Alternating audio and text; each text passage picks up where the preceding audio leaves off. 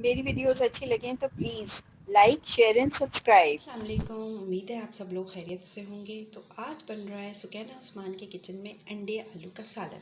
تو سب سے پہلے اجزاء نوٹ کر لیجئے۔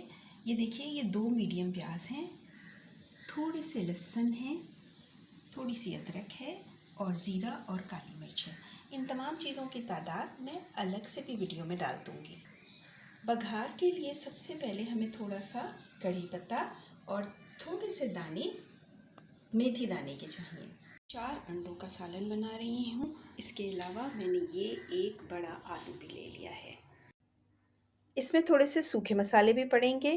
نمک آپ اپنے حساب سے لے سکتے ہیں۔ اس کے علاوہ مرچیں بھی چاہیں تو اپنے حساب سے لے لیں۔ میں نے یہاں پر 1 چائے کا چمچ لال مرچ لی ہے، 1.5 چائے کا چمچ سوکھا پسا ہوا دھنیا لیا ہے، اور تقریباً 1/4 ٹی اسپون میں نے ہلدی لی ہے۔ دوسری تصویر میں آپ کو نظر آ رہا ہوگا کہ میں نے میتھی اور کڑی پتے کو تیل میں بگھار دیا ہے۔